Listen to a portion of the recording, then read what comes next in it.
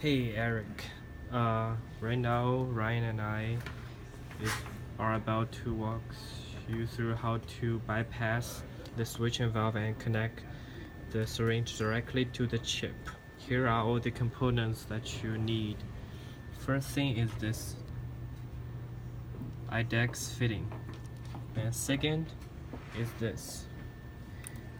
This tube is 1/16 inch OD and 1mm ID. The third thing you need is this one. It's a PEEK fitting, and you just need to make sure the 1/16 inch OD tube can go through this PEEK fitting. And number 4, you will need some sort of union or T connector or cross connector. You don't need a union. Okay, right now let's cut the tube. Once you gather all those components, you can go ahead and cut the tube. The minimum required length is 6 centimeter. It can't be much more than 6 either. So the length we want is between 6 centimeter to 6.3 centimeter. And be sure to use a good marker because it's really hard to get the mark on the tube. And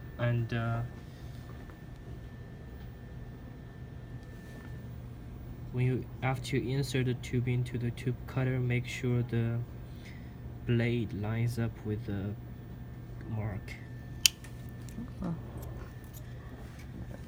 And that's how you do the tube cutting. Yep. After you cut the tube, you can try it on the ruler, see if it's the desired length. Okay, that's the first step. Cut the tube. Second step, you need to put this. Don't.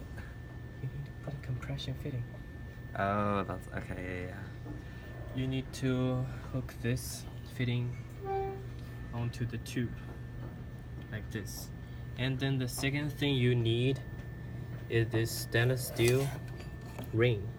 And notice there are two sides. I call this front side. The front side is thinner than the back side. Look, this is the back side. So you want to first put the back side onto the tube and leave the thinner side facing up. And the third thing is gather this yellow and put it this way, the flat side facing up. Yes. So just to repeat, it's a 6 centimeter tube, and you put a PEEK fitting inside first, and then stainless steel with the thinner side facing up, and the yellow fitting. The yellow fitting's flat side should face up. And you can either use something like this or this. If you don't have any of them, you can just put it here. And remember, when you try to screw in the fitting, you need to make sure all the teeny tiny IDEX fittings should stay on. I don't know if this is gonna work.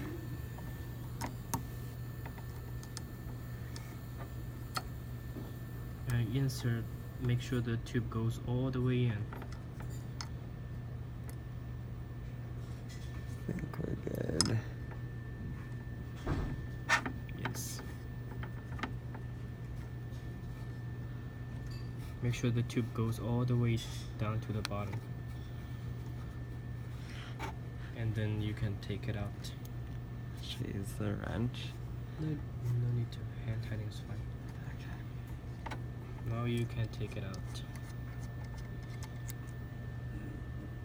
Notice this step is just to make a compression fitting to the one end of the tube, and after this you don't need the peak fitting anymore. You can take it out.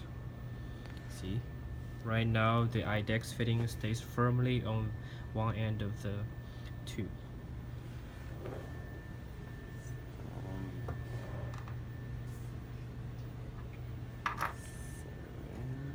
Our next step Alright, let's use this one.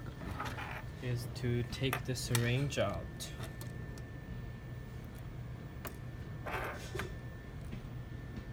And also take out the cap. And once the cap's taken out, you will be able to insert the translucent tube and put it on. Make sure you really tighten this. Okay, now we're halfway there. On the other side of the tube, you just put the lab Smith fitting. This little peak fitting. Okay, now let's put this syringe and chip back into ignition.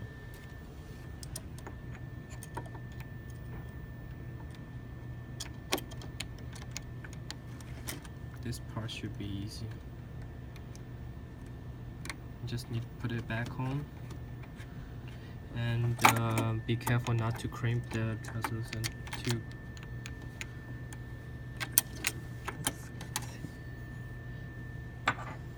And the other end goes to the chip's inlet, meaning the right side of the hole.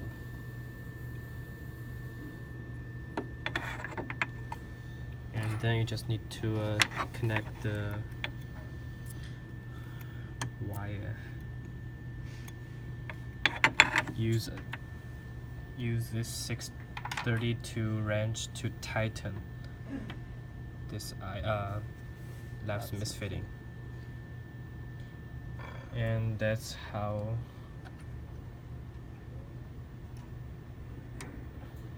you bypass the switch and valve and just connect directly from the syringe to the chip.